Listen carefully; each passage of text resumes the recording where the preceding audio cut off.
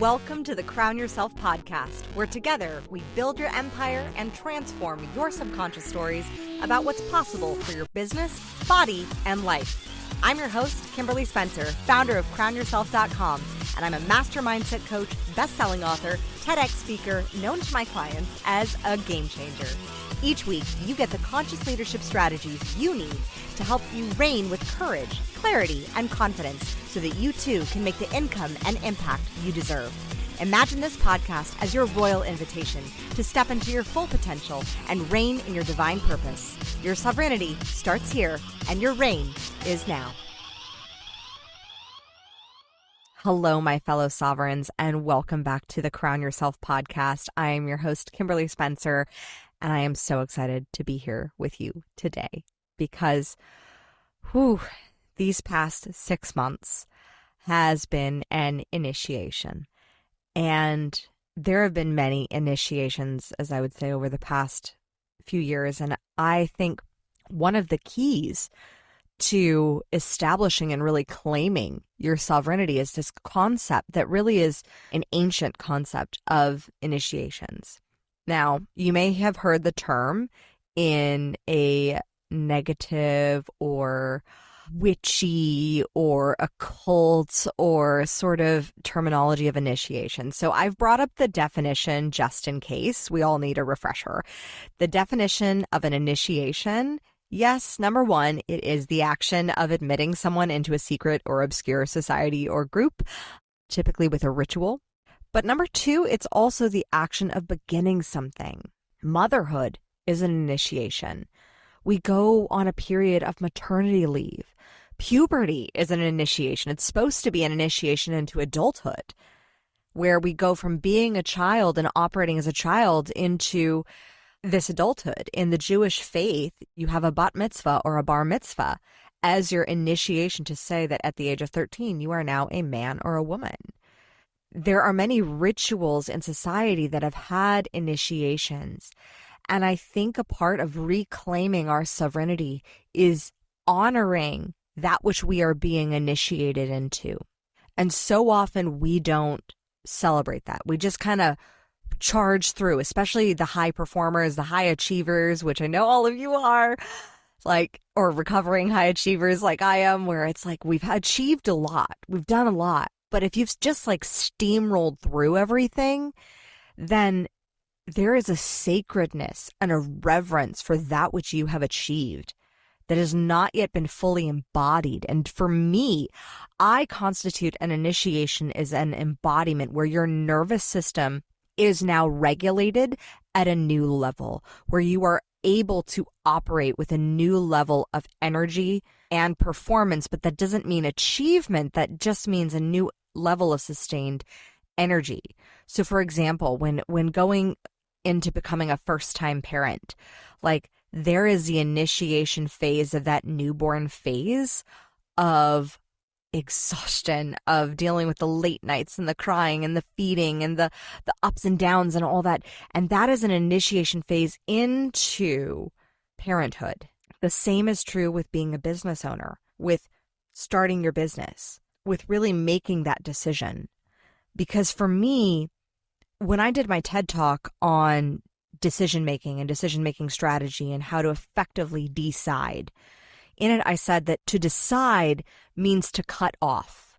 Well, when you initiate yourself into something, whether it's parenthood, whether it is being a business owner, joining the corporate workforce, joining a college, joining a fraternity, a sorority, there are processes of initiations that are okay, now you are part of the group. Now you are part of the tribe. And a lot of times in our achievement-oriented society for high performers, we forget those initiations. Doesn't mean that we're not going through them. We're just not having reverence for the moment of what we're going through. Because typically in an initiation, there is some form of challenge. I mean, I never went to college, but I did go to frat parties and sorority parties down at UCLA. And there was an initiation for the sorority sisters and for the frat brothers to go into those fraternities and sororities. A similar thing is I believe that birth, that labor, and giving birth to your child, that is an initiation. It's an initiation process where you literally become a spiritual portal from the divine into the physical realm. And the fact that women have been able to do that for however long our human beautiful race has been on this planet, like the fact that we can do that, that is phenomenal. And that is an initiation process. There is the depth of love, of pushing something out of you, that you find something, whether you've had a baby or not, there is something that when you create something and it comes through you, birth is the greatest metaphor for that initiation, because there is pain, there is labor involved. And so these past 6 months for me of buying our dream home, moving again, settling in to our home and making it ours, like that whole process was a complete initiation into the context of this home. And in an initiation, because you're entering into the unknown, you're beginning something new, as the definition of initiation connotes, like the action of beginning something. And in the beginning of anything, it is funky, it is awkward, it is weird, and it can be painful. I mean, especially if you've ever experienced actual labor, like, when you first start experiencing contractions and you're like, oh, hey there. Hey, wow, okay. That was something. And it's the same as when we experience challenges and contractions in our business, in our relationships, when there is another level of initiation that is being required, especially like initiations like moving in together or getting engaged or choosing to get married. Like there is a level of commitment of like an initiation process that comes with that comes with beginning something and starting to have to behave and begin in a new way of being. And because you're being in a new way, it is unfamiliar. You are falling on your face. You are taking missteps. You are figuring it out as you go. And so you're also looking at what is it that you have to let go of? Because a lot of times in any initiation, there is an old identity to which you now no longer have. And thus there is a grieving period. And thus there is a period of allowing yourself to surrender and be in that awkward newborn phase when you are feeling and sensing and experiencing life in this whole new way. And not all initiations are created equal, obviously. Some are more intense than others. But what if we approached each day as an initiation? What if you approached your morning ritual instead as an initiation, and allowing for that act of new beginning, of choosing a new path? So recently I've been very open on my socials about kind of coming out of this grief coma, which, having lost all the family members that I lost in the past couple of years, and, moving twice, moving countries first and foremost, and then moving homes secondly, within 1 year, like that was a lot of transition. And with every major transition comes an initiation process, because you are beginning something anew. You are transitioning. You are crossing over. There is a change. There is a transformation.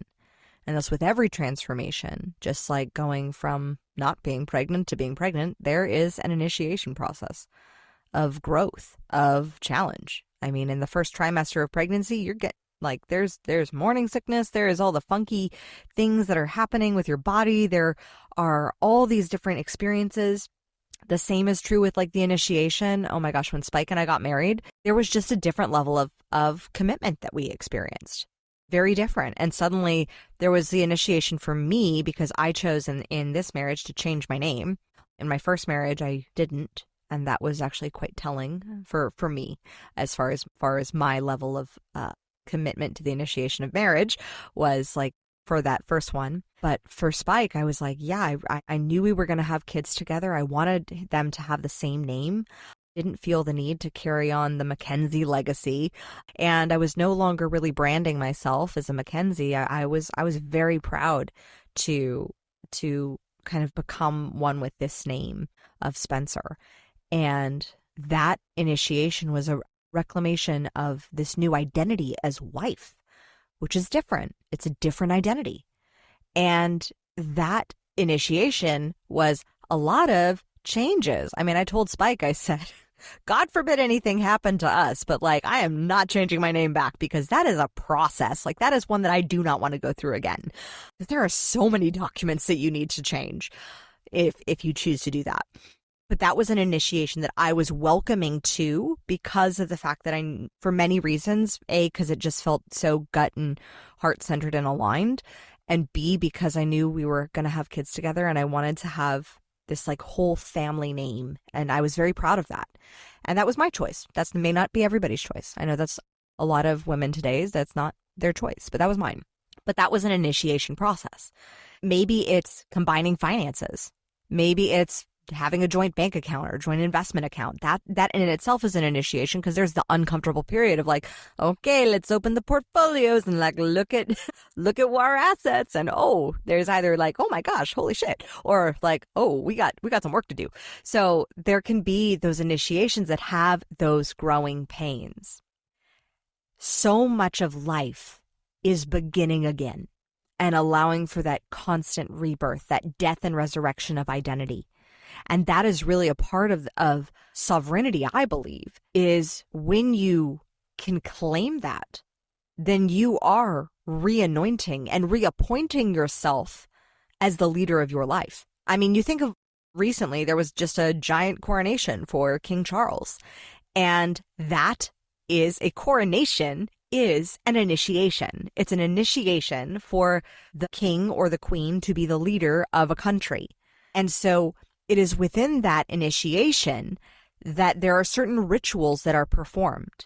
So as you think through the initiations that you have experienced, like for me, the initiation was buying a house. And then we had some growing pains with the challenges of, we'll share about in a future podcast about, the process of that, how we manifested our dream home. But beyond that, it's like then once we manifested it, and then it's like, oh, wait, holy shit, like we did it. Like it's ours. And now it's that process of, okay, let's claim it as ours. Let's, bring in the furniture. How do we want it to look? What's the design? What's the aesthetic? What's the vibe? What's the feel? Like, how do we make this truly feel like, what are the things that need to be fixed and the things that, we maybe weren't noticed in the, what's it called? The assessments that you do before you buy a house. Losing the word at this moment. But that whole experience of what, claiming it and initiating the house into now our family, because location has energy. Everything has energy.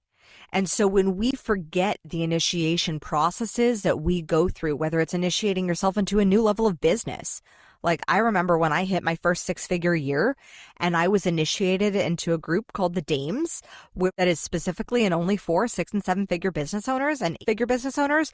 I was like this, I knew I was celebrating with a process.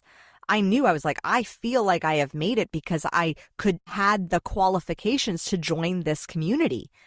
Whereas prior I hadn't. And so that for myself, I was like, I'm being initiated. When you reach a new income level, especially for women, like hitting 6 figures in your business, ladies, like when you hit that, you are being initiated into the top 15% of female-owned businesses because only 15% of businesses make over $100,000.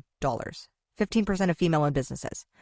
Now, when you hit $1 million marker, only 2% of female-owned businesses hit that. Only 2%. So there's another initiation. And then the percentage gets smaller and smaller into the billions and whatnot. So when you think of income level, like initiations are the process, I like to think of it energetically as like lightning hitting your body. And because lightning is a form of energy. And so if your body doesn't allow or process or embody, your nervous system doesn't regulate to that level that is required for an energy source to have that impact, then it kind of burns out and kind of fizzles and goes back to the lower level. It's kind of like a video game. But if you're able to face that challenge and push through and go through that initiation and feel through all those uncomfortable contractions and go through that labor, then suddenly you pass and you pass the test. And it's not, I don't like to think of it as a test because I don't think of it in terms of like educational standards of like, here's your, 5-point assessment to your initiation. But it's really like, it's an embodiment of a physiological somatic challenge that happens in your body that is part of the ritual, where you are now operating and your nervous system has regulated to operate at a new level of energy and sustained energy. So the process of initiation requires of your body to hold a greater container for energy. I heard a really great metaphor told by Lori Harder that I'm going to share with you here.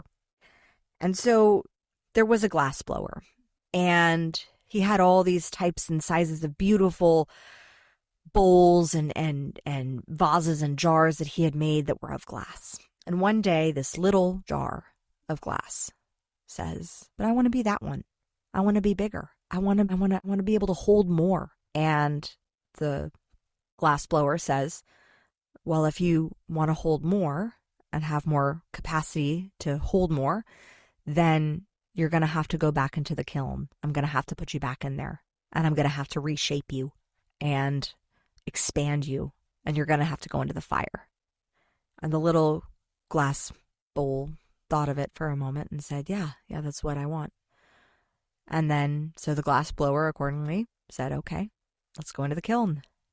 And it was hot, and it was hard, and it burned and scorched, and it was stretched, and this little glass bowl was like, gosh, but then it came out and started to cool, and suddenly it realized it was bigger, and that it could hold more, and it had more capacity, and it sat proudly on a new shelf at the level of the bigger bowls. And then from that new shelf, it recognized, there's an even bigger bowl. There's an even bigger one. I can grow even more. And so the little glass bowl, who is now a medium-sized glass bowl, said once again to the glass blower, I want to do it again. I want to be bigger. I want to be able to hold more. And once again, the glass blower said, it's going to require you to go back into the kiln. And the medium-sized bowl said, but that was so hot. That was painful. That hurt. I was stretched. I thought I was going to break. I was in pain. And the glass blower says, well, that's what it's going to take if you want to grow bigger. And so the choice is, do you choose the initiation of going back into the kiln? Because what you want is on the other side of that initiation. And see, sometimes people don't pass their initiation rounds. Sometimes people don't. It happens a lot of time in business where suddenly things get hard and things get challenging, and they instead go back to being the small glass bowl. And like, you know what? It was more comfortable there. And that's okay. I'm not saying that there's a right or a wrong or a right size or a wrong size to be. There's just what you choose to be. But if you want to keep going to another level, it will require that initiation of going back into the kiln, going into the fire, having the labor pains, having the contractions. I mean, even in the story of Jesus, as I texted one of my clients the other day who was like, it's all coming. He's like, the money is coming. I feel it. It's like all of this work that I've done over all these years is finally happening. And I was like, yes. I said, because, even in our 3D form, like it took Jesus a few days to come back. And he laughed at that because sometimes we've gone into the kiln. We're in the kiln, like we've gone in and we're like ready to be out, like our souls or spirits are ready to be out on the other side. The 3D form still has to catch up. And for me, how I interpret that is your nervous system has to regulate. You have to regulate to being able to sustain a new level of responsibility and a new capacity. It's like when I went from being, in apartments and whatnot to owning a home and the management that comes into owning a home. And then beyond that, owning a home that also came with like 2 donkeys, now 3, and 6 goats, now 3, and 3 chickens. That's basically stayed the same, and 4 cats. Well, 1 cat, now 5. So like there was a level of, and like going from an apartment to 10 acres, like there was a level of massive expansion of responsibility that I had to accept. And that basically in Native American teachings, like the land has to accept you back. The space has to accept you back. There is a dance with the space, with the land, that it has to accept you. Now, according to our squash plant outside, it's accepted us because that squash plant is trying to take over the world. And there were certain animals that we chose that both Spike and I were like, that energy of that funky goat that we called Grumpy, I was like, that ain't working for us. Like, it was hostile and it was very beholden to the former owners. And I said, okay, like, some goats got to go. And so now we have 3 goats that just love us and that just like want to play, and they love eating raisins and whatnot. But like, there was a shift of like, what are the animals that are accepting of our presence? What is the land going to say that's accepting of our presence, of honoring the land that we've been blessed with, and claiming that, and having that mutual relationship where there is a respect for it, because it's new owners, new settlers on the space. And so claiming that same mutual respect that the former owners had for the land, that was a process of initiation. Same with the house, the energy of the house. It's when you buy a house, when you buy a home, like, there is an energy of claiming it as your own, which is replacing the energy, because everything is energy, everything. And so there are still the vibrations in any home that you move into, unless it's a brand new build, that there is an energy of the former owners. And there's a clearing of that happens. In fact, one of my friends used to be a psychic. She is a psychic. She didn't used to be. She still is a psychic, but she used to be a psychic specifically for real estate, where she would like clear out energy from houses based for a very famous house flipper. And so that was what she would do, is she would clear out the energy of the former owner so that the house could be profitable. In the initiation of us growing into this house, like, that was my foundation that I put above anything. I put above the podcast. I even put it above my business, quite frankly, because for me, one of my core values is the safety and protection and love of my family. And like, that family is one of my top values. And so that piece is that I was like, I need to get them secure. I need to shift the energy, be present in the home, like, be in that space. And I knew that require certain parts of my business and certain aspects to either take a back seat, or I had to delegate those roles out. And I did. And I'm so happy that I did, because it allowed me the space to grieve, to let go, to shift the energy, and now to reclaim the passage of that initiation and owning this new space, this new energy, this new embodiment, this new regulated nervous system that's operating at a higher capacity. It required me to go through the kiln. So what is the kiln that you are choosing to go back into? What is the fire that you are choosing? Because everything is a choice, right? That's a decision. To choose to grow your business. And that's a conscious choice. Ideally, you make it consciously. To choose to grow into a new financial circumstance, a new relationship, a new type of body, it's going to require a certain initiation into that next level. Are you willing to allow your nervous system to adopt and accept the energy and the capacity that's going to stretch you so that you can hold the container of holding and having a beautiful, amazing relationship, of holding and having more wealth, more money, more income, more revenue? Are you willing to expand the container so that you can have more capacity? Because going into the kiln is what is required. And sometimes being in the kiln, being in the fire, is choosing to go into the unknown and to not know the answer. To not know how the glass blower, the source, creator, God, the universe, is shaping you and allowing yourself to be in that funkiness of the unknown.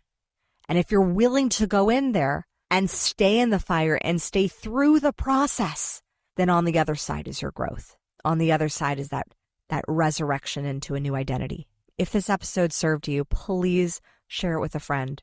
Share it with a friend who may be going through an initiation, a challenge, a problem, maybe even actual labor and the contractions therein. But share this with one person. That would mean so much to me. You have no idea. I am so excited to be back with this podcast. We have a backlog and heaps of interviews that I am so excited to share with you of extraordinary queens who are just moving forward, going through initiations and choosing a path that is even bigger, brighter, more beautiful, and stepping in to their sovereign identity. As always, my fellow sovereigns, own your throne, mind your business, because your reign is now. Thank you so much for tuning in today. If what you heard resonated with you, be sure to subscribe and start creating a bigger impact now by sharing this with a friend. Just by doing that one simple act of kindness, you are creating a royal ripple to support more people in their sovereignty. And if you're not already following on social media, connect with me everywhere at crownyourself.now for more inspiration. I am so excited to connect with you in the next episode. And in the meantime, go out there and create a body, business, and life that rules. Because today, you crown yourself.